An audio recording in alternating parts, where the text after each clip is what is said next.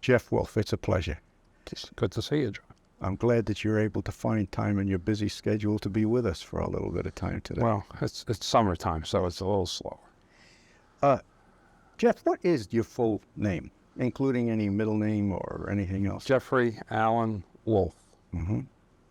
And does the Jeffrey or the Allen belong to the previous generation? Yes. My maternal grandmother was Jenny. And so that was about as close as I could come. Right. Yeah. And the middle name was? It's lost in antiquity. I think it does have some significance, Yeah. but I really don't. Okay. Do you have a sense of, your family history or identity on both sides? I remember years ago we spoke about the trip through Ellis Island and the changes that took place. My mother was actually Canadian, so she was born in Montreal.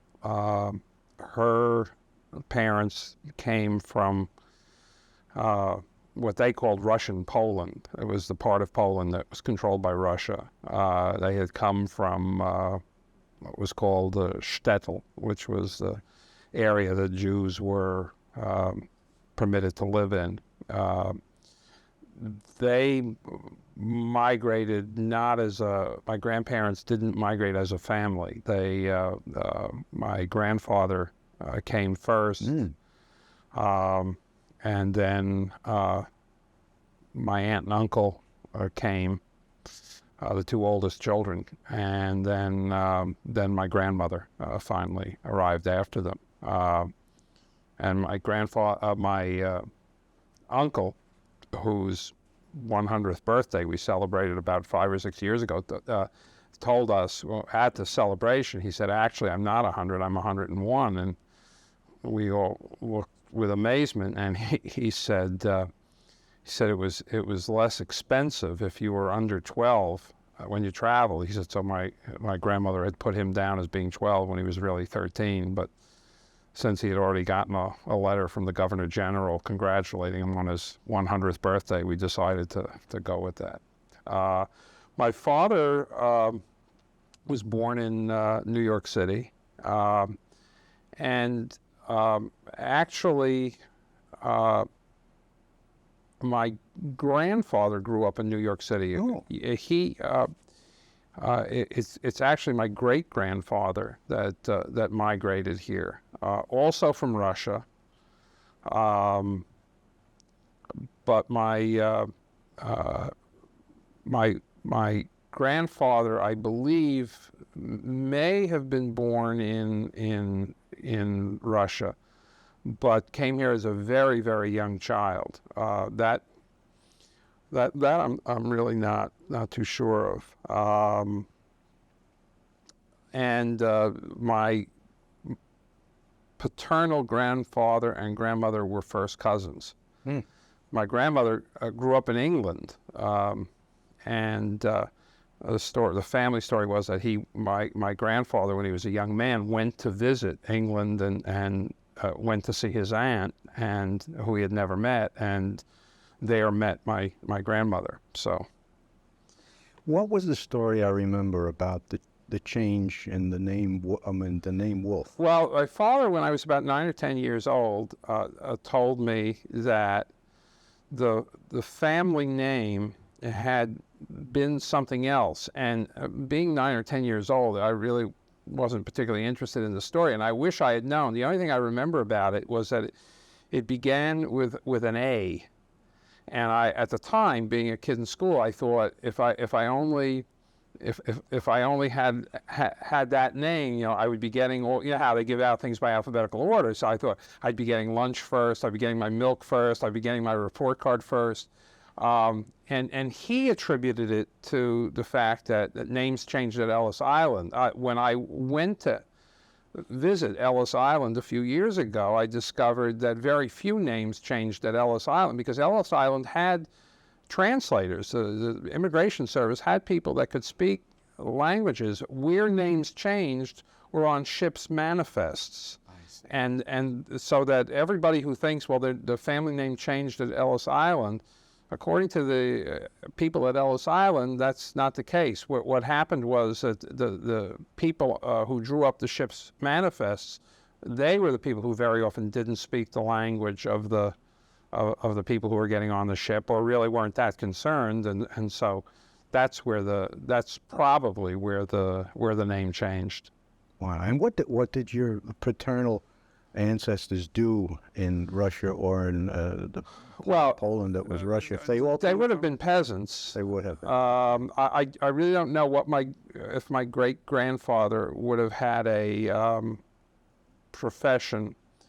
Although I know that in the United States, in New York, he did have a business which my grandfather was in apparently for quite some time, and that was that he owned stables and rented horses for people to use to haul wagons of various kinds. So he owned I guess they're called draft horses, and they, I guess, also owned wagons. It was kind of the horse and carriage equivalent of Avis or Hertz, except that it was just one place. And of course, and before the advent of the automobile, or at approximately the time of the introduction of the automobile, that would have been a significant business. Apparently, there was a kind of bust and boom because it was a very rough and tumble business. So they went through a period where a competitor, and this is in family lore, a competitor poisoned all their horses. Ooh. And the story was that grandfather may have retaliated, and so that they started out in the typical the thing that you hear about the immigrant population. My father grew up mainly on the Lower East Side, but at some point in, I guess, his early teens, the family moved to a big private house in Borough Park, Brooklyn, and I mean he had a dog and everything else, but they may have lost the house at some point also. That probably had more to do with the advent of cars and trucks and so on. But they had their ups and downs. Have you ever been interested in immersing yourself in the family history to discover more? And I have been, but the problem that existed when I was growing up is it was a very contentious family. So there were long periods of time, for example, where my father didn't speak to his sisters, and then once my father died, we did not have much contact with his How many brothers family. and sisters did your father have? I He had one brother, and 4 sisters. What about on your mother's side then? How many? My mother's side was a big family. Jack, Tilly. I have to go by name. Sure. Jack, Tilly, Becky, Will. Jules, gone. She was one of 6. Is that right? Well, let me. Is that Tilly, Becky, Jack, Tilly, Becky, Ray, Don, Will. No, one of 7. One of 7. One of 7. And they would all have been born here too. Well, no. Jack, actually, Jack and my Aunt Tilly and my Uncle Jack were born in Russia. They were the 2 that came from Russia. The rest were all born in Canada. And the occupation or the background of your maternal family? My grandfather in Montreal, I believe, was involved in the needle trades, I see. the garment Mhm. industry, a tailor, something like that. What's your? By the way, did you have a nickname growing up? Just Jeff. Okay. Just All Jeff. right. Yeah. What's your current family situation? I'm married. You and Harriet alone, right now, or well, your I- daughter's living with you? Or? No, our daughter visits from time to time. She lives right now in New York City, Okay. and Now tell us about your daughter and what she's doing. And she is pursuing a career in opera as a singer. She, as most young singers, is struggling to find work. She just completed 5 months with the Utah Opera, where she was doing opera outreach, which means that she was visiting elementary schools and middle schools and high schools, and in some cases putting on a half-hour introduction to opera production. In other cases, giving classroom demonstrations and lectures and things like that. Before that, last summer, she was in Germany and Austria. And before that, she was doing another opera outreach program through, I think it's called the Wildwood Opera, which is based in Little Rock. So she toured all throughout Arkansas. So she's seen a lot more on the ground of different parts of the country than I have. and your daughter's name is? Victoria.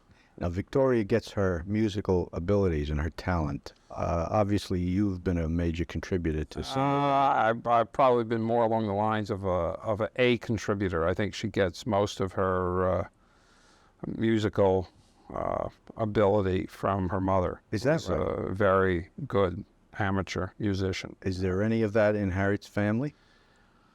Harriet sang when she was in high school, and her father sang as a member of his college glee club. And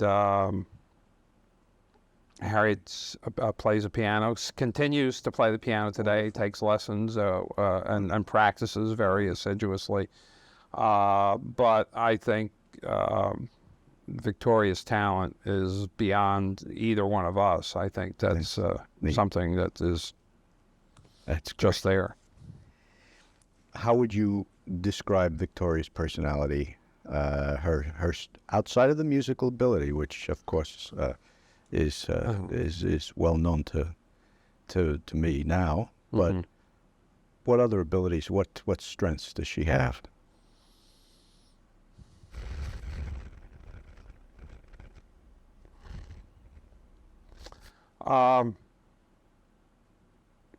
She's very bright. She was a good academic Very student. focused. I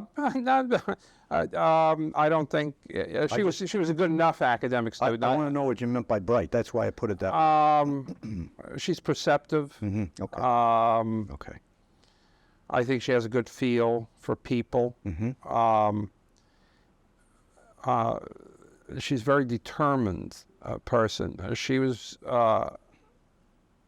from a relatively young age, knew what she wanted in terms of her life,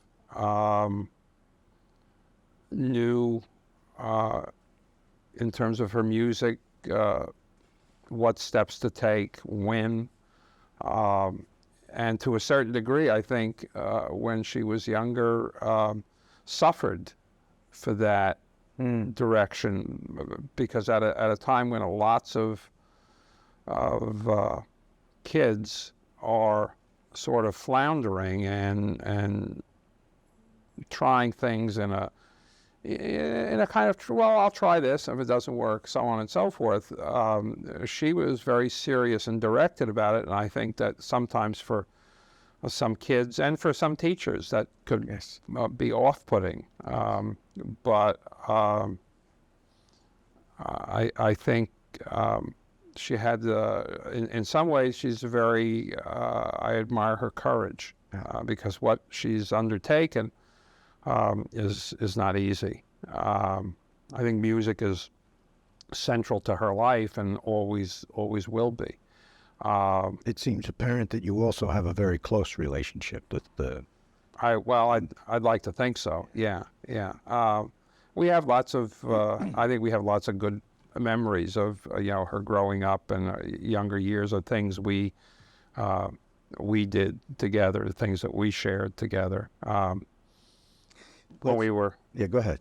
When we were talking before we started to talk on camera, I mentioned having gone away for the weekend to a family place, and we've been going there since before we were actually. This is Harriet's folks. Harriet's folks have a place, in a little lake in Pennsylvania. But from the time Victoria was maybe 4 or 5, every Labor Day weekend we would be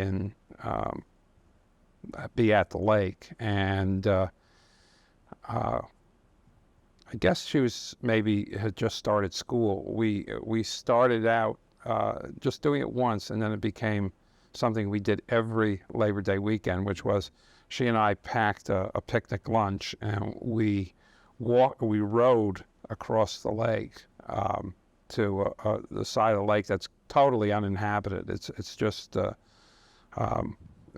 forest, and we would moor the boat, get the rowboat up on the ground, and we would go out and we would have a picnic lunch, and we would sometimes a lot of times we would kind of hike through the woods and talk, and it became kind of that was like the official end of the summer and the official beginning of getting kind of orienting yourself for the school year for both of us. And it continued up through high school, and I think it was actually right before she went away to college. If not, it was well into high school, and I thought, well, she's really kind of too old for this now. And we were there, and finally she said to me, aren't we going to row across the lake? Nothing. Why do you think something has changed? So we did. We since ended that because she's very often not around during that time. But that's a very kind of cherished memory for me. How did you meet Harriet? Well, I had started at NYU and then stopped. I had started in, of all places, what was then called the School of Commerce, which was the business school, and discovered that I was doing reasonably well in the liberal arts courses, but in things like banking and finance and marketing, I wasn't getting the greatest grades, and so I stopped. I dropped out, and I had been going to school at that point in the School of Commerce, tuition free, because I was working at NYU in the library. So I thought, well, this isn't working, and I was trying to keep up my association with the sport of fencing. And so I left, and I went back to working as a bank teller, which I had done right after graduating from high school. And the fencing coach said, when you straighten out your head and you finally decide that you really should be in college, then come back to me and we'll see what we can do. And so I did go back to him, and without him, I would not have been readmitted into NYU, and without his friend, who was the dean of admissions, who kind of smoothed the way for me, but who also warned me I had used up any favors from him and that he would be watching me, which it turned out that he did. But at any rate, I completed my first year, and in my second year, I was actually back on the fencing team, and this was before the great kind of revolution in women's sports. But NYU had a women's fencing team also, and they didn't practice as much as we did, and we felt that they didn't practice as hard as we did, and so on and so forth. But at any rate, NYU had recruited a very fine young woman fencer, and although she wasn't on any kind of athletic scholarship, she was clearly superior to the young women that were on the team at the time, the women's team there. And so in order for her to have more competition, she started to come and practice with the men's team. Her name was Carol Abbey. And one of my teammates, who I was pretty friendly with, got interested in Carol, and they, I guess, decided to go out and have dinner. And he said to me, do you want to go with Carol's roommate? And I said, well, have you ever met her? Have you ever seen her? And he said, yeah, she's okay. And I said, well, I don't know, so I'm sorry. We made up a signal that we walked to the dorm, and we made up a signal that I was going to, I don't even remember what the signal was, that, do something like this. That meant that I really didn't want to go out, and he would immediately say, well, Jeff just came over to meet you, but he can't join us for dinner. And I walked in, and there was Carol, and there was Harriet, who was her roommate, and I didn't give him the signal, and I never did give him the signal. So that's how we met. In a sense, partially through fencing. That's a great story. Tell us about Harriet. Just give us a little bit of a thumbnail sketch of this woman who captured your... Remarkable. Okay. She's a remarkable person, and she's one of the most caring people I know, and she's one of the brightest people I know. And and she would kind of say, "Oh, that's not the case," but she is. She's extremely perceptive. Also a teacher. A tremendous teacher. Extraordinary. I think she is, and I know I'm biased, but I think she's the most extraordinary teacher I've ever met. That's quite a compliment. Coming from you. Well, I marvel at her insight into kids. I marvel at the amount of preparation that she does. I know there are lots of people who who have been teaching in the teaching profession for 30 years or so who say, well, here I am, I'm teaching Macbeth again, and I've taught it 27 times. I know the story. Harriet, if she's teaching something, she rereads it, and if it's the 40th time, then it's the 40th time. And just as a wonderful person. Great. Back to you. Where were you born? When were you born? I was born on June 19th, 1942, in the Bronx, in a hospital that for some reason was called Royal Hospital. What section of the Bronx was that? It was the West Bronx. It was the University Heights section. Okay. It was where NYU at the time had what was called the University Heights campus. Was that at that point in 42, would that have been like almost suburban or? No, apartment buildings. I guess the apartment buildings were new. It was heavily Jewish. I was, I guess, about 17 years old before I found out that not all stores throughout New York City closed for the Jewish holy days. I mean, I just assumed that was true of the entire city. What are some of the earliest memories you have of that period of your life? From when you were young? Visits to the candy store. Okay. There was a small toy. And they still had penny candy. Yes, yes, it was. Yes, it was. And there was a small toy store that was within walking distance, and I always enjoyed when my mother's sisters and brothers would visit from Canada, because I would suggest that we go for a walk, and the walk always wound past the toy store, and I thought I was being like really slick, you know, until one of my uncles said, "Well, why don't we walk the other way?" You know, and he laughed, and I realized that everybody was the game is up. Everybody was on to me. Yeah. Did you have any dreams as a child? Did you have any fantasies that you entertained about what you were going to do, or what the future would be, or what you would like to have happen? Very few, and I think in part,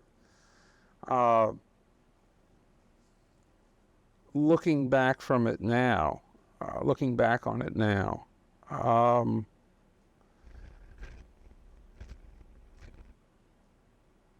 I don't think that I think that my mother and father had difficulties, and only after a long time kind of examining my own childhood. I remember a lot of times as a child having a sense of anxiety, of fear, and it turned out there is within the family some predisposition to depression, and I think my father was in many ways depressed.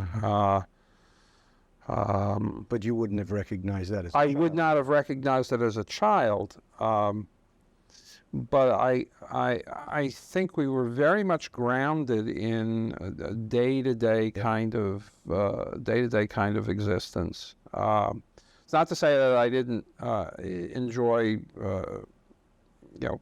summer times and things like that, but there was very often, mostly coming from my father, a sense of I don't want to try that. Okay.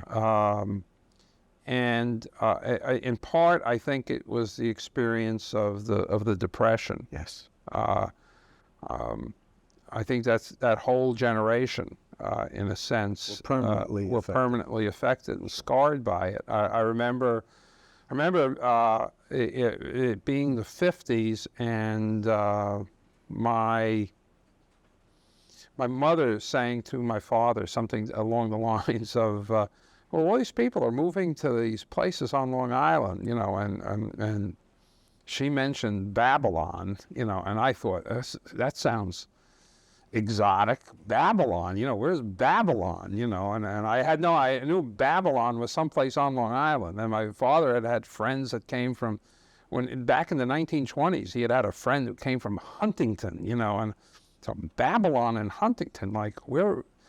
And my father immediately, said, "No, we're not moving. We're not moving. All those houses, they're built like cheese boxes." I remember the term cheese boxes, you know, because it was at a time when there still were cheese boxes. Cheese came, I guess it was some kind of American cheese or something, came in these wooden boxes. So, you know, I was in elementary school, and I thought, they're built like cheese boxes? So my image of Long Island were all these houses that were long and oblong. and that was I didn't ask you this before, but what was your mother's maiden name? Boren, Borrin, Rachel Boren. Some of the childhood memories of your mother. What gave her pleasure? What did she enjoy?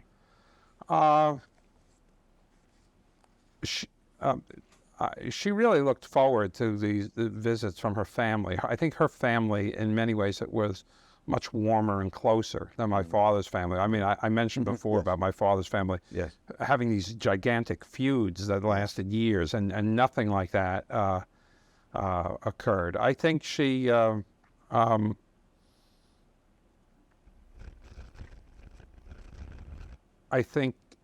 she had, during the 30s, worked at department store up in Montreal, and then later when she came here, she worked at Macy's. And in many ways, I think she was one of that generation of women that really were trapped by the prevailing role of what women were supposed to be.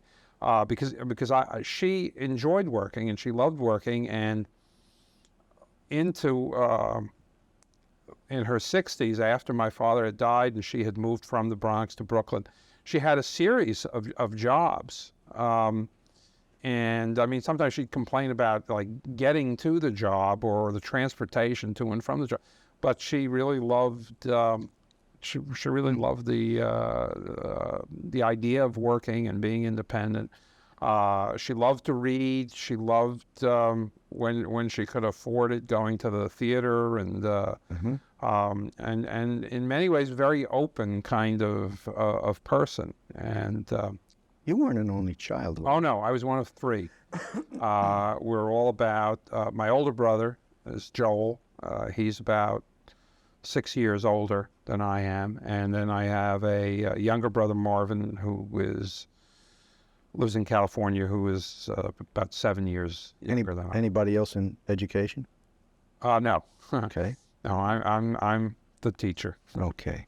What are your brothers do then? My older brother Joel has had a succession of professions that he's done well at, but just kind of moved on. We talk about, in the future, people will not have one job for Sort of like serial careers. yeah, right? and so he at one point worked was a kind of junior executive at Bloomingdale's.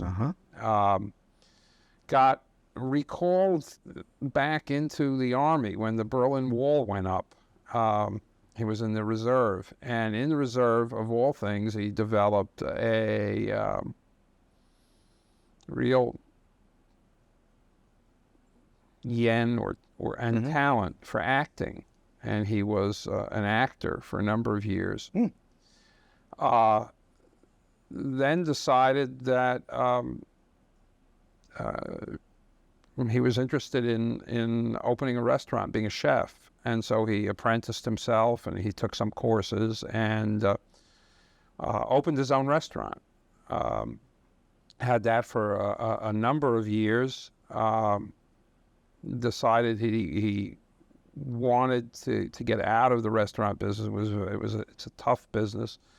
Did a little bit of chefing after that, but eventually wound up going back to school and training and as a massage therapist, and that's what he's doing now.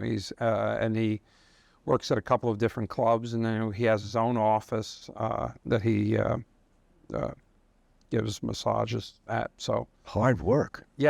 yes, yeah. And so you're a middle. I'm the middle child. And your younger brother? My younger brother works for a Circuit City kind of place, selling appliances out in California. You've obviously had a lot of teachers in your family then, even, that they didn't go into education. You've picked up things from everybody. I suppose, yeah. Harriet's family has has a long tradition in teaching, though. I mean, her mother was a was a teacher. Her father was an English teacher, a high school principal, a school superintendent. Her grandmother was a teacher in a one-room schoolhouse. So it's almost begging the question, which I'd like to ask in a moment. But first, I want to ask if there were any other adult influences that were really critical in your formative years, other than... I had an aunt who was a teacher. My Aunt Anne was a teacher. And I think to some degree... Yeah, that was the question I was getting to. How, who, when the choice to enter education, what influenced you, do you think? You've already mentioned... I don't know that my aunt something. influenced me to enter education. Certainly there was the one person in the family who had gone beyond simply a high school education.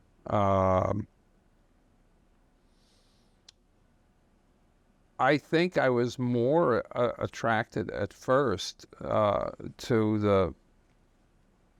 the subject matter. In other words, I thought, well, I like history. Well, how can I?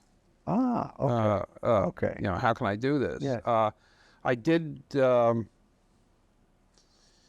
I did have a high school fencing coach who was not at all. Had very little background in fencing per se, but who really kind of cared about the people on his team, and I thought, boy, this is nice. You know, this would be something. He's helpful, and he's helped me, and so on and so forth.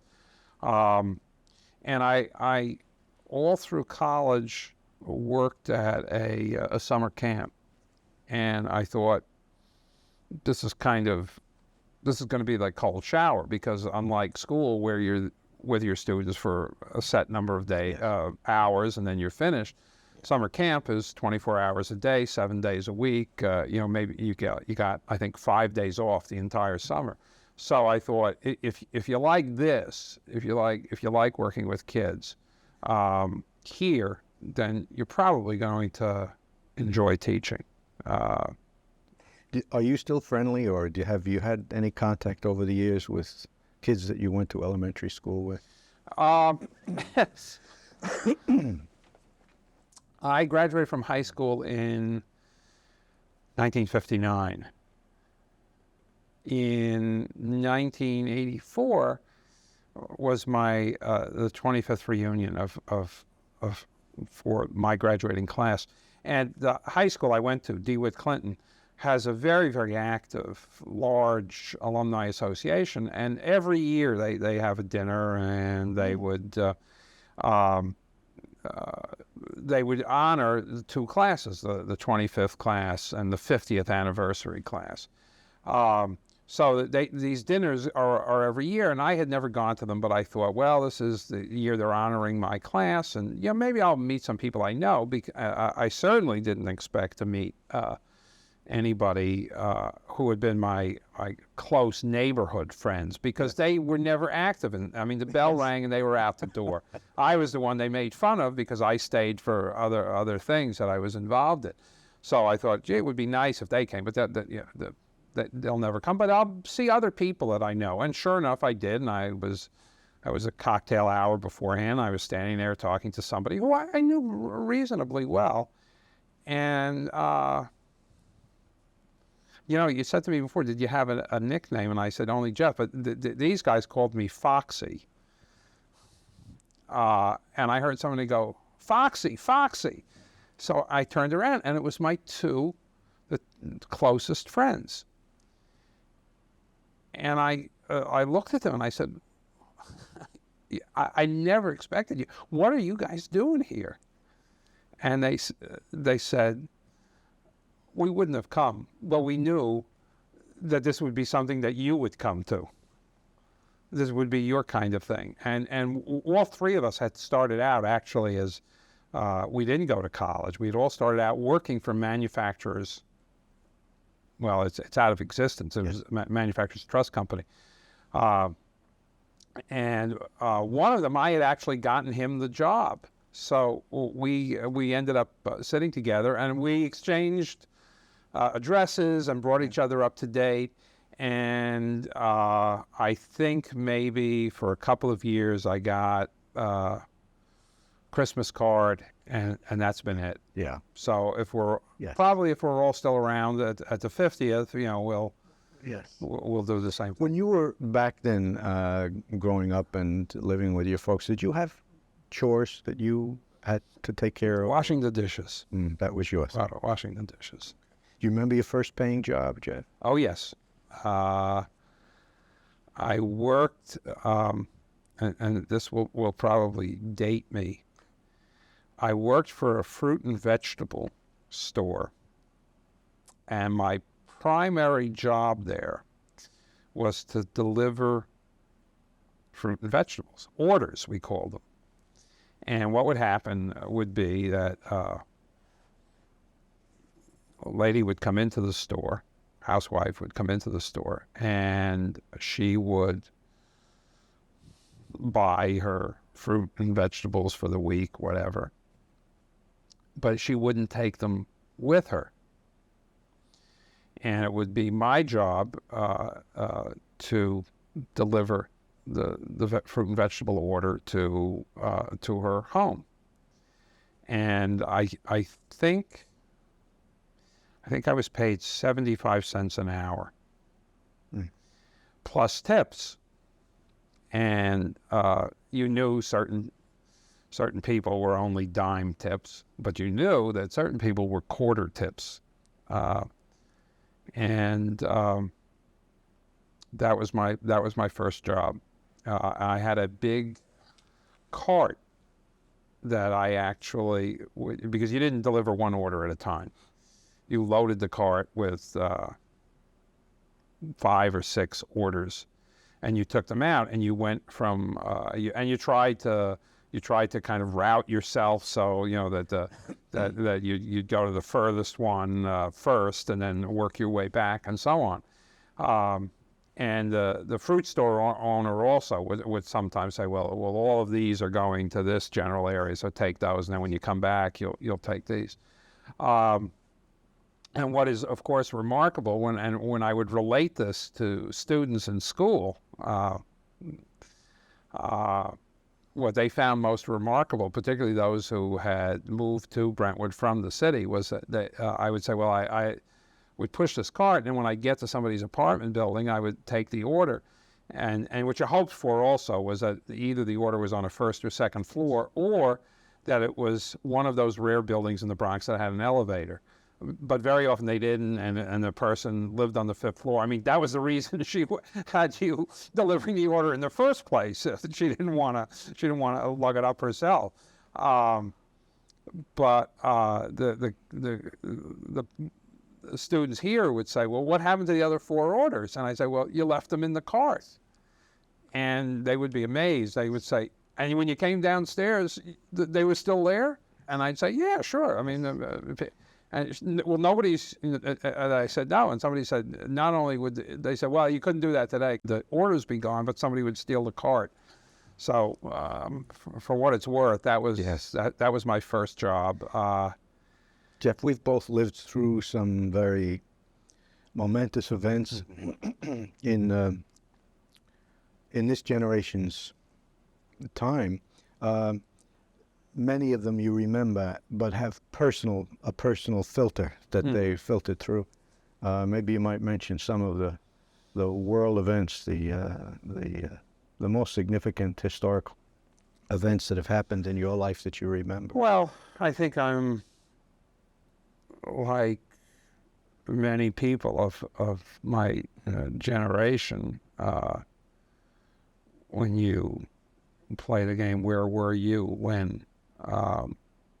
And for I think people of my generation, one is ironically, given the events of the last couple of days, one of them is the assassination of the president in 1963. And the events of the last few days that you're referring to is that we are still living through the loss at sea of John Kennedy Jr., which brings it all back, doesn't it? Right. It really Right. does. Right. Do you remember anything? You were very young, but do you remember anything about the end of the war, World War II? No, I remember nothing about it. I do remember that my my father took my brother to the circus, older brother to the circus, and when they came out, my father discovered that Franklin Roosevelt had died, and we could never go to the circus after that. Like when I was a little kid, like I had friends and my father said, "No, I can't go to the circus." So for him, it was a Yeah, a memory that would Right. forever be right. Associated with that. Yeah. Changing direction totally here. Are you a morning or a night person? What are you? Probably more of a night person, which is interesting because Harriet is very much a morning person. So we're the couple at the party that where the husband says, "Just another, we just got here," and the wife says, Yes. It's time to go." Yes. What about seasons? Do you have a favorite? I think the spring. I think the spring is my favorite season. It was in some ways related to the fact one of the jobs I had a job when I was a senior in high school as a messenger, and I worked on 57th Street. I would go there after school, and it was a spring job. I worked there the spring of my senior year in high school. And I discovered this whole new world of Manhattan that I really, I knew of 42nd Street, and I knew a little bit of the village of Greenwich Village, but I discovered this whole Midtown Manhattan with the fountain outside the plaza and going into these big office buildings and so on. And I had my first real girlfriend, so. The spring has Great association. good associations for me. You went to elementary school in the Bronx. Did you at some point move out to the suburbs? Or No, you never did. Never did. Cheese boxes. Okay. Yes. Until you left home and then went to school. Where did you go to school, by the way? You mentioned NYU. I went to NYU. Did you still live at home? You didn't move out of the house. Yes. Oh, I remember those bad days. stuff. Mhm. I did move out of the house while I was at NYU, and it was like a major bad thing that I had done. So you didn't move out until you were married? Didn't move out until I was married. I graduated from NYU. I had student taught at a school in the South Bronx, which was desperate for teachers. So immediately after student teaching, they hired me to teach there. But I found I wanted out, and I wanted out because by their lights, I was a good teacher because I could control a classroom. But some of the things I found myself doing, I thought this is not. You weren't happy. I wasn't happy. Right. So I started looking for something, and I was eventually, I guess, I was called by Fred Weaver to come for an interview. And then when I showed up for the interview, he wasn't there. When you say you were called because you were putting out feelers. Yeah, I guess I had I had a placement file. I had a file at NYU's placement center. Mm-hmm. Okay. And I got calls from Brentwood, and I got a call from Sachem, and I didn't know. I didn't know anything about Long Island, and they said Sachem was in Lake Ronkonkoma, which I at that point I couldn't even pronounce. So I thought, well, let me try the one Brentwood because at least I can say that, And I came out for an interview. What year would this have been? This was the spring of '67. And Fred wasn't there. And the reason he wasn't there, I found out later, was that it was the first day of fishing season, and he had gone fishing and had completely forgotten about the fact that I was supposed to be interviewed. So they first insisted that I had the wrong date. And I remember later the lady who was insisting that I must have the wrong date, who I later got to know and really respect and love, was Kay Avini. And finally I pulled out the letter and I said, here's the letter. This is the letter he wrote. And she looked at it and she said, oh my God. And she said, well, just wait right here. And eventually I wound up being interviewed by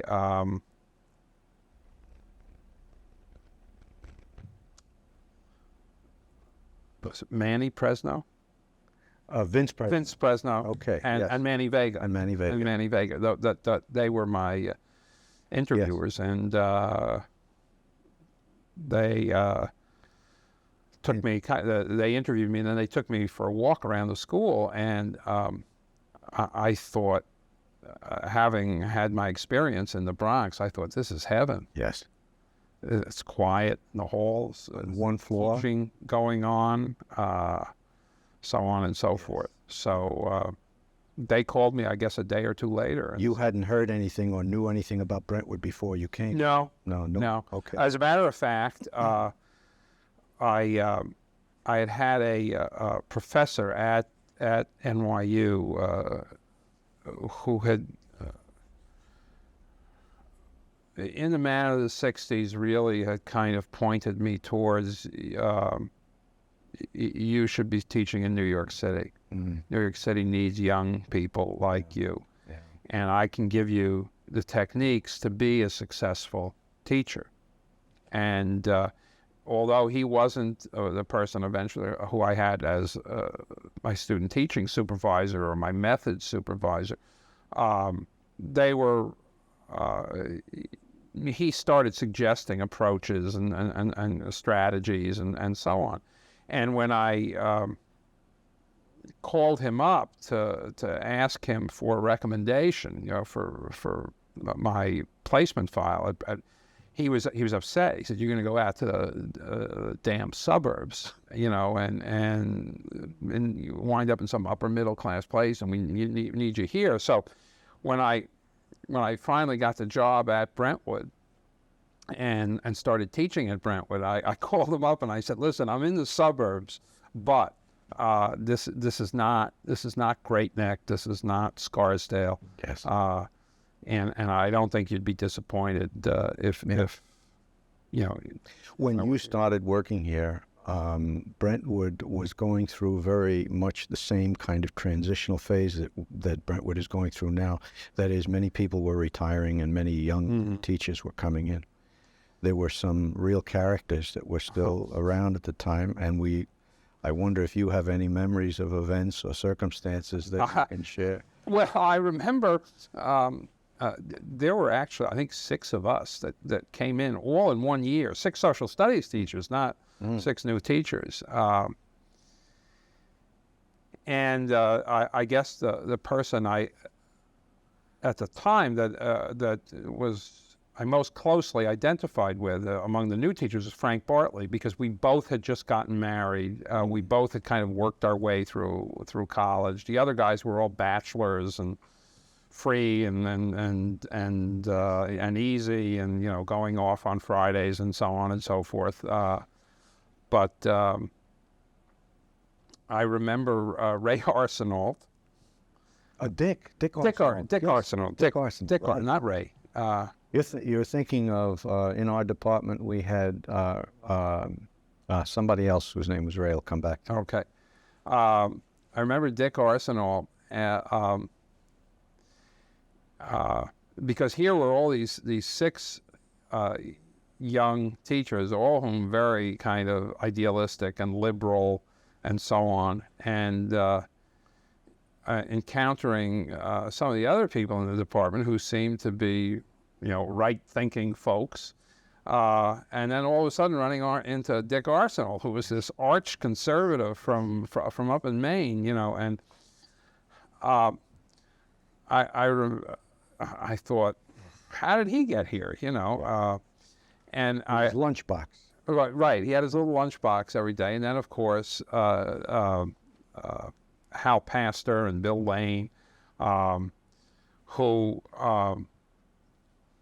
they didn't exactly. I mean, I didn't look at them as being ancient or elderly, but they clearly. I mean, here they were. The adults. The adults. They were the adults. And they were the stable adults. There were other adults around, but they weren't quite as stable. But and here was Dick Arsenal coming in every day with his lunchbox. A blue-collar lunchbox. Yes, it was. Too. Yes, it was like a factory employee. It was just like a factory. Well, although that was one of the interesting things about Brentwood that I was kind of like back on my heels was the fact that unlike New York City, where you used to have to punch a time card, that Brentwood just allowed you to sign your name. And I thought, well, this was marvelous stuff. This was really progressive. And on a more serious note, in New York City, there was a teacher who was called a ditto teacher. You never knew this? No? Oh. The ditto teacher, he didn't have any classes. What he did was run off everybody else's dittos on the ditto machine. So if you wanted to give a test, you had to give the test a certain number of days. You had to give the test to the ditto teacher a certain number of days before so that you could have it when you wanted to give the test. And you know how they talk about the police department, the rubber gun squad, like the guys, they take their guns. Well, that's really what the ditto teacher was like. So half the time, you never had the test when you wanted it, or he lost the test once. So you could actually run off your own tests when you came. Yeah, that amazed me. I think I may have even said to I think it might have been Guy DiPietro. I said to him, "Who's the ditto teacher?" And he looked at me like, and I explained to him, and he said, "No." He said, "Here's a machine. You can just run it off yourself." Because I had experiences where I scheduled the test, I went over it the day, I reviewed for it the day before, and then the next day when I expected to have the test, it wasn't there, and it wasn't there for another 3 days.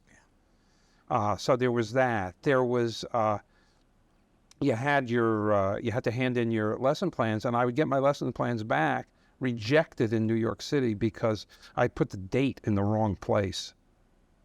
So when I came here, and all I did was hand in these plans, and you'd get them back, and that would be it. Yes. I thought, boy, this place is really heaven. And so I never understood when I started graduate school, and people would say, where do you teach? And I'd say, I teach in Brentwood, and they would all, Brentwood, that's, we're sorry, too bad. And I thought, you really don't know what. That was the media coverage that we would. Yeah, get. I thought. Yeah. You really don't know what a That's bad school is. Yes, I can remember you saying that. Did you have a favorite year, Jeff?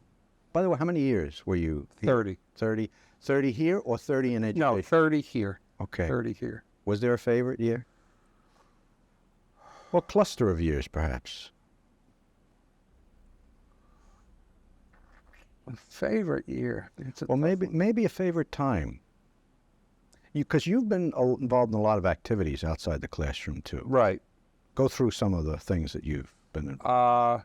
The year that I got here was a tough year. Robert Kennedy and Martin Luther King. That was 68 then. 68.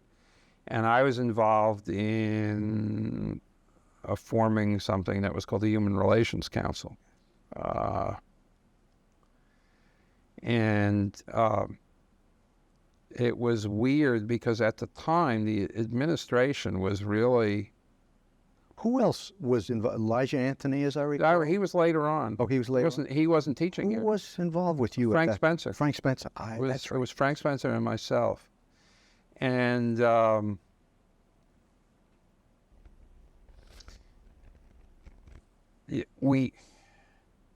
there was a point at which we were told that we couldn't run off, goes back to the ditto machine, we couldn't run off dittos to put up in the hall announcing a Human Relations Council meeting because we had not been approved by student council as a legitimate organization.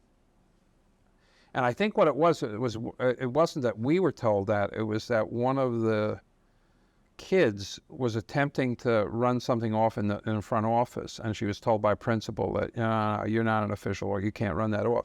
And so we were surreptitiously running things off, and somebody coming to us saying, well, where did this, well, we don't know, I don't know. Yeah. But that was a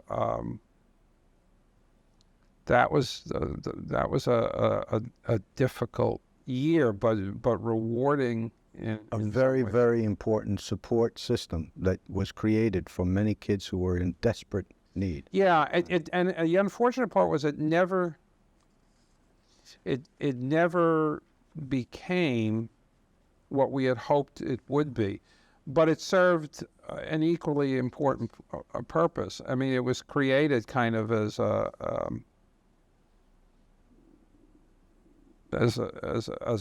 means to try to increase understanding, interracial understanding, and to some extent we were sabotaged. Yes.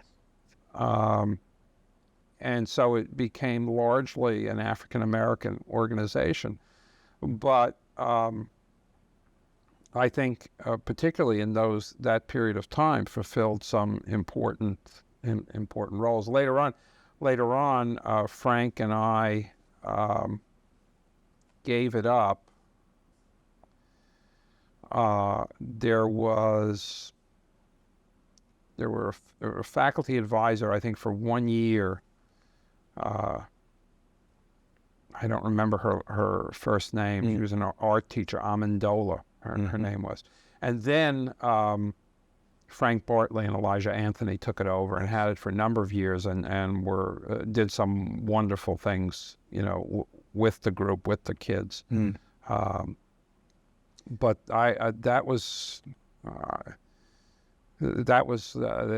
looking back, I mean, I was involved in a lot of other things, and a lot of other things that I went on for a lot more years, but that would be just as significant in some ways.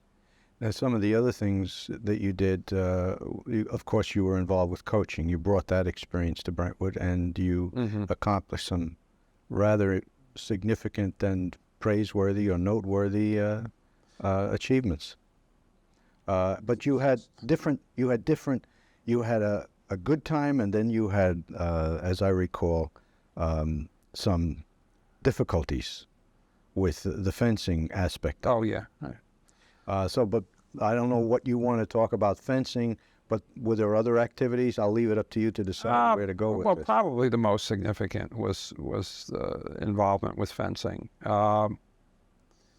And being a social studies teacher also,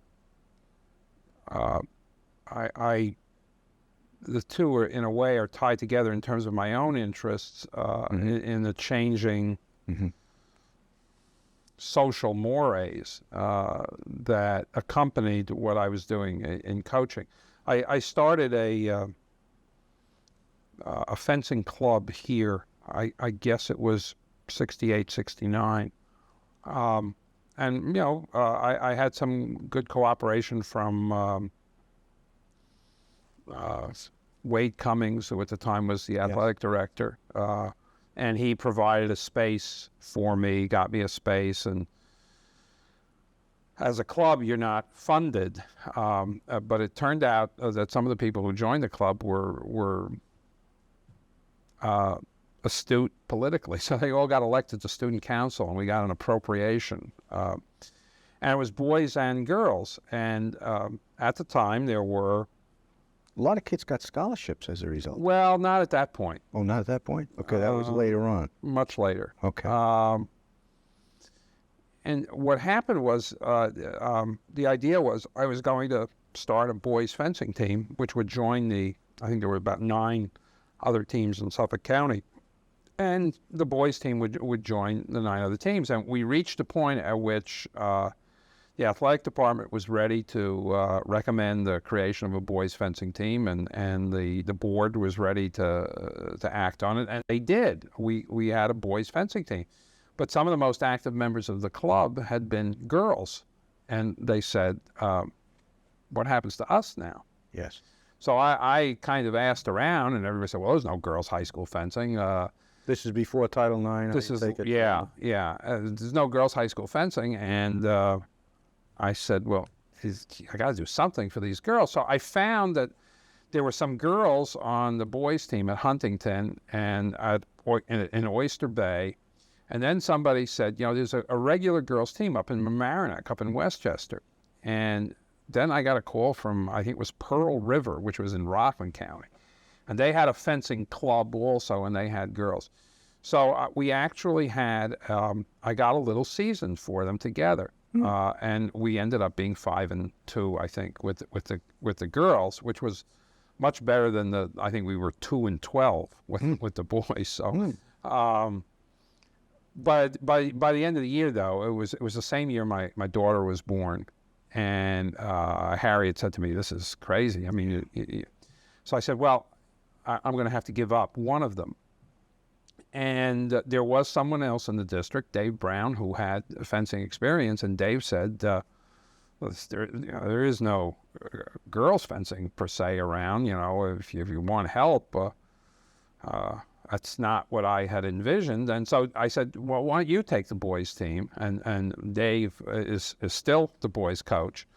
And I thought at the time, well, I'll take the girls because they'll be easier, because it's a less of a season, and they won't be as intense, and which turned out not to be the case. And we had a brand new team. We did very well that year, and the booster club of the school went to the school and said, that they should be recognized as a team. And so we became the first girls fencing team on Long Island to be here as a team. Is that right? Yeah, but the interesting thing is this is still before Title IX. So Brentwood, the board acted in terms of girls' sports before they had to, and that's something I've never forgotten. Mm-hmm. But when I went to collect my paycheck, something very interesting happened. I had been paid for coaching the boys the year before. I'd been paid $900, and less taxes. So I went in to collect my check for the girls, and Harriet was no longer working, and we had suffered a big loss in income. So I thought, boy, the $700 I'm going to be getting, I could really use that. And when I got the check was for $200. And I said, I think there's a mistake. Yeah. And the person who was the athletic director at the time looked at the check and said, there was no mistake. And no one had bothered to tell you beforehand. Well, no one had bothered to tell me, but I hadn't bothered to check the contract. I see. I mean, okay. I just assumed, you coach fencing, this is what you get paid. Yes. So I said, no, there's got to be a mistake. He says, no mistake. I said, but the last year I got $900. And he said, last year you coached boys. I said, yeah, so? He said, now you coach girls. And he said it to me like he was a doctor in a psychiatric hospital, like talking gently to me, like, well, I'm going to have to tell this person what should be obvious. And but I still, it took us like 2 or 3 exchanges back and forth, but I got $900 last year. But you coached boys last year. Before it sunk in, yeah. Before I said, you mean I don't get paid the same? So he looked at me. He said, "You're coaching girls." Yes. I mean, like at that point, he had lost his patience. Yes. And I thought, well, that's not right. And then the following year, the whole thing changed, because the following year, actually, Title IX came in a little bit later, but they knew it was coming. And again, it was Guy, who was no great athlete, Yes. but who said, "I don't want to get sued."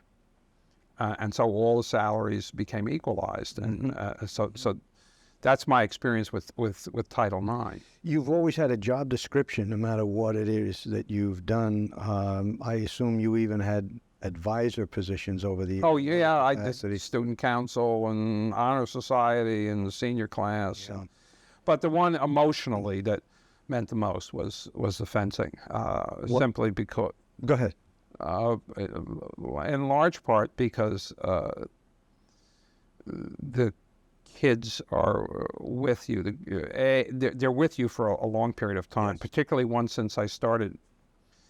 By the 80s, I was starting to recruit kids from the middle schools, the junior highs. Okay. So So the relationship it was goes on conceivable. and Yeah, on I mean, and on. in many cases, I knew what were little girls in 7th grade. So the time they were young women, as seniors in high school. So it was like a 5 or 6 year relationship, and you're Extended working for family almost, you're working for a common goal. That's what I want to ask you, Jeff. The job description was there no matter what it was you did, but you had your own purpose. You had your own mission for working with these youngsters and for being in the classroom. Have you ever thought to put that in words, what your I remember, I think I told you about getting readmitted to NYU, that it was a man that really helped me. And I kind of passed over it. His name was Arnold Gorin, and he was at that time the dean of admissions. He eventually became chancellor of the university. And when he helped me, his help was in that he got me a loan that I was otherwise not really qualified to have. And he called me into his office and he said, I've really gone out on a limb for you. And if you screw this up, 2 things will happen. One, it'll be very difficult for me to help anybody else in a similar position. But 2, he said, I'll make it my life's mission to see that you never get into any place. Ooh. He said, because that's how far out on a limb I've gone. He said, and I only did this because I respect your coach, and your coach says you're worth it. He said, because I don't know you at all. So at the end of my first semester, I remember I had gotten 2 B's and 2 C's, and I saw him, and so he said, I'm gonna be checking on you. I didn't think that much about it. So I saw him in the street at the end of my first semester, and I ran up to him. I said, Dean Gorin. And like he turned around and looked at me, and he said, I know, 2 B's and 2 C's. And I like, oh man, he wasn't just talking. And eventually I became much more of a student than I had been when I started. And my grades were fine, and I knew I was going to graduate, and I thought, I have to thank him. But there were, I guess there was an element of superstition. I thought, don't thank him until you've actually graduated. Okay. Yeah. So sure enough, I finished student teaching, and I had my grades, and I knew I was going to graduate. And so I wrote him a letter saying, thank you so much for what you did. I never forgot what you did for me. And he wrote me a very gracious letter back. And in it, he said, the world turns around many, many times. And on one turn, I helped you. I know you're going to become a teacher. So you will have many turns of the world to help somebody else. And the only way that you can repay me is to do that. Your purpose. That was the purpose. Yes. We are a little better than halfway through our questions. Okay. And we have 15 minutes left to do what remains. So I'm going to pick up our pace a little bit here, Okay. Jeff. Sure. And you can respond as you wish. What makes you angry?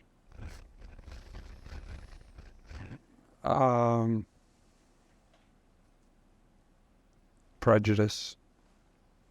What makes you laugh? Lots of stuff. I couldn't name one thing. I think. All right. Were you ever active in BTA, Jeff? At the very beginning, I was. As soon as you got tenure, I assume. Or was this before? Actually, it was a little before I got tenure. And really what happened was that if I was going to coach, BTA became very difficult. Yes. Because of time. Yeah. Mm. But, and then there was a period of time when I was angry at BTA. Yes. But, I mean. That was over the coaching and the competition. No, that another came issue. later. Okay. But I mean, there's no doubt there have been times when I thought to myself, if not for BTA. Yeah. Has your opinion, by the way, of unionism or the position of unions in our system changed over the years? No. My father was a Teamster. Ah. Okay. And we were a labor union household. I mean, see. my father looked for union labels and things like that. So the idea of union, I mean, I never had this great moral dilemma over, oh, well, I'm a professional. Should I join? Yes. Whereas some people did. Yeah. Yeah. Was there ever was there a major political controversy that you were involved in at any point that concerned the union? I remember when there have been incidents with teachers where I felt that they were being picked on. The incident with Tom O'Connor, that I wrote a letter saying that I thought that what he had done was absolutely correct, and I thought that if the decision of the school were allowed to stand, this was a First Amendment issue. Yeah, it was a First Amendment issue, that it would have a chilling effect on the. Mm-hmm. You were one of those people captured in a photograph marching around the administration building many years ago, carrying a placard on behalf of the union. Also, I was one of the teachers that, when the students walked out, asked permission to go along to help monitor it, and so as a result got abuse from both sides. Which suggests another question. Were you ever afraid to come to work? There were anxious times, yeah. I don't know if afraid, but certainly anxiety-filled, particularly when there was a period of time with the Human Relations Council where I was pulled out of the classroom and told, walk the halls. Frank Spencer and I were both pulled out and told, walk the halls. Following the assassination of Martin Luther King? Even a year or two later. Oh, really? Yeah. Okay. Yeah. Well, those were, as you said, very, very volatile times in the civil rights. Right. Well, it was civil rights. It was Vietnam. It was Vietnam also. Yeah. Yes, it was. Is there an accomplishment, and you may have already answered this question, but is there one of your many accomplishments that you could say you were most proud? It probably comes. It probably comes in fencing. Okay.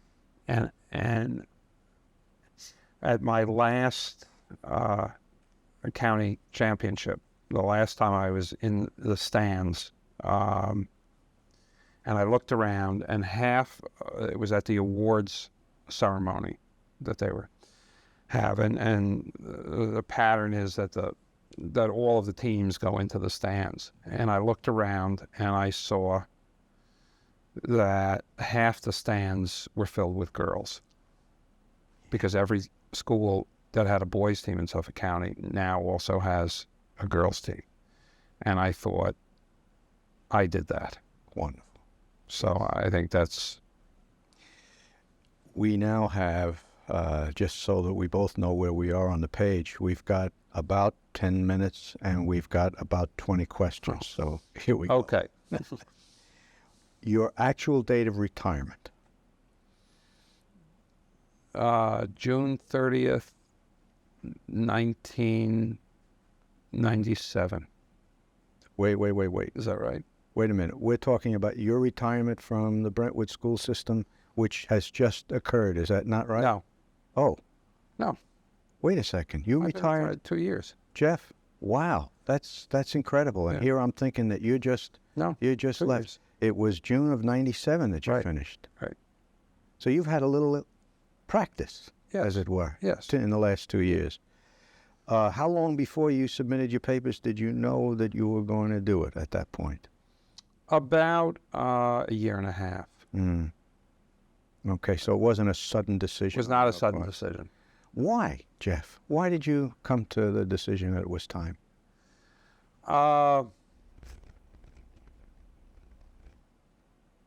There were a couple of things.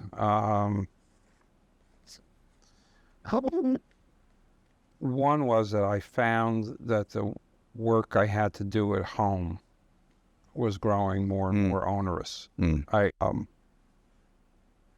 The other, and you may want to edit this, was a situation that existed for me in psychology where I didn't have textbooks. I only had one set of textbooks for 3 classes, and The conditions were just... it was very frustrating in terms of Yeah.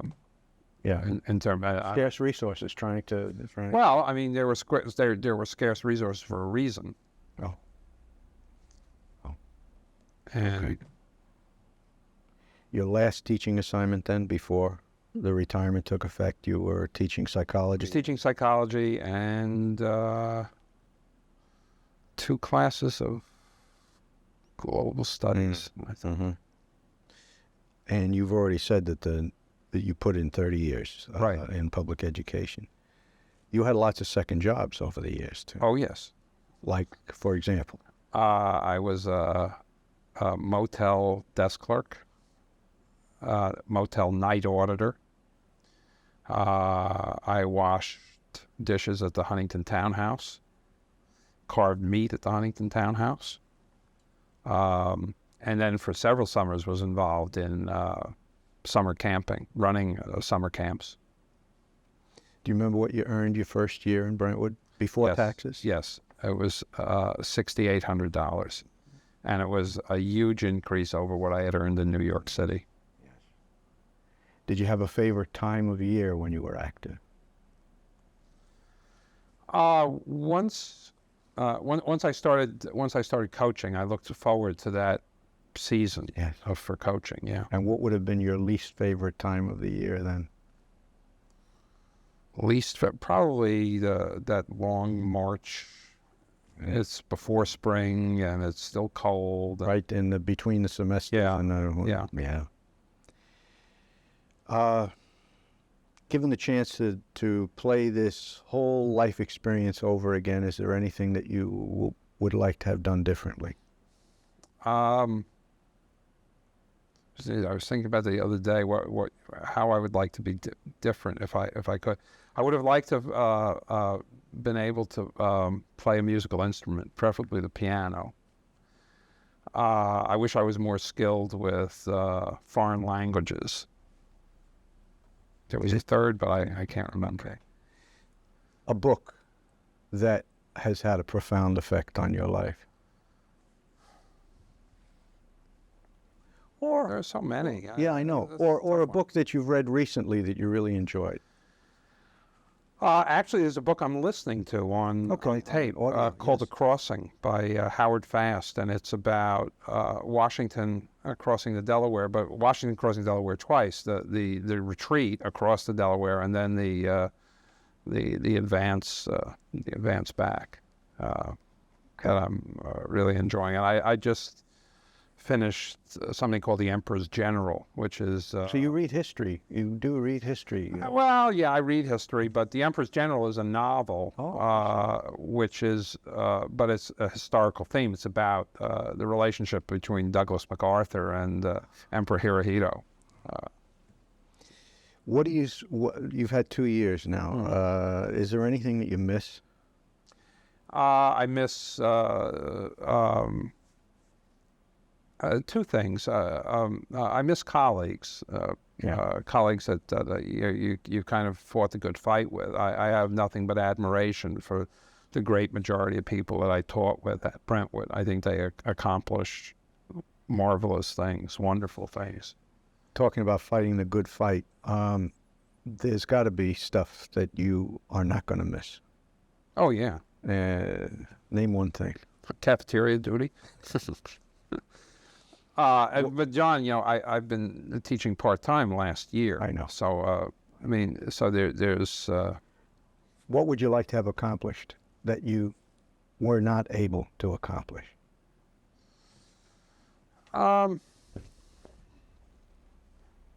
Certainly in the classroom, one of the things I was told was that, well, if you reach one student, you've done something. But you always look at kids that you thought, I wish I maybe hadn't spoken harshly to this one, or I wish that I wish there wasn't something what was going on in that person's life that prevented them or from getting what I had to offer.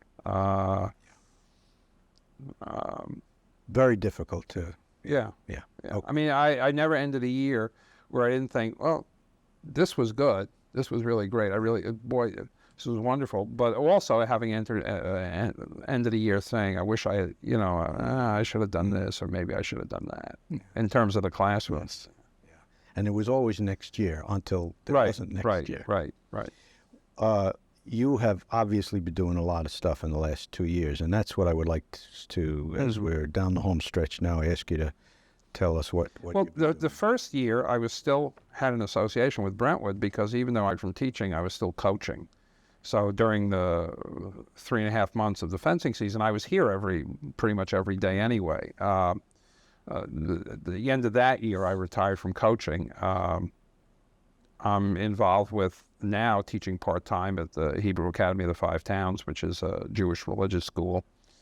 I am a member of the Huntington Men's Chorus, and in June got chosen to be on the board of directors of the Huntington Men's Chorus. I've become very active at Sinai Reformed Temple in Bayshore, and I'm also a member of the board of trustees at the temple. So lots of meetings, lots of committees. What's your least favorite thing to do? My least favorite thing to do?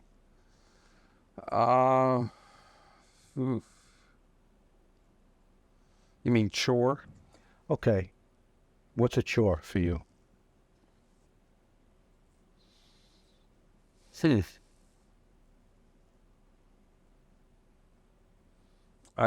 going to be one of these things where after we finish taping, of course, that's okay. That's okay. Least favorite thing to do. It sounds, if you're having that much trouble identifying something, you're a guy who enjoys his life. Well, pretty much. It's a decent life. What do you think you're going to be doing 5 years from now that might be different from the way you're spending your time presently? We may not be on Long Island. Mm-hmm. That's a possibility. We are in the process of buying some property in Pennsylvania. But whether or not we decide to actually build on it or not, that's going to be a dilemma. Originally, we thought, yes, we were leaving Long Island, we're getting off Long Island, but now we're not so sure. Okay. The least favorite thing is to be stuck in traffic. Oh, I can identify with that. To be stuck in traffic. And to all traffic brings up something. to be stuck in traffic or to be the victim of somebody's road rage. Oh, yes, yes. Two things, and then we'll say goodbye. Okay. What would, having an opportunity to talk to the teachers who are now taking your place, my place, coming in, is there a word of a suggestion or a word of advice that you could impart? That's the first question. I could tell you something that my student teaching supervisor said to me, and I thought she was a very wise woman. I was, as only a student teacher can, complaining about the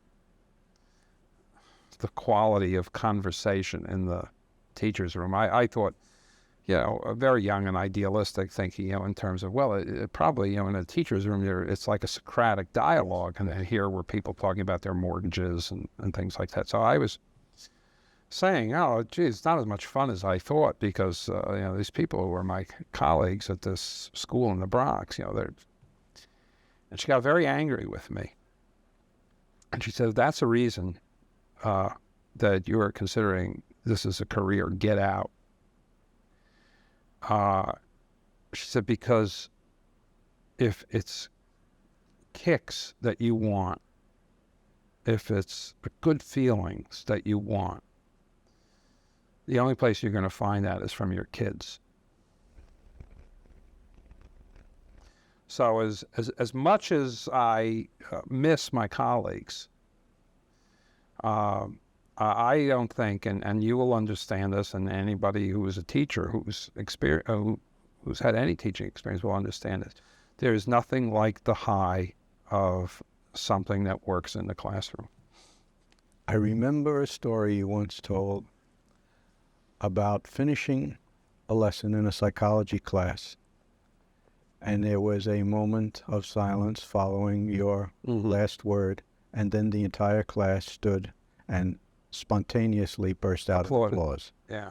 And we're listening to that applause in the background right now. Well, I hope so. As we draw a ribbon around this interview. Jeff Wolfe, thank you so much for being with us. I've enjoyed every minute of it. Thank you, John.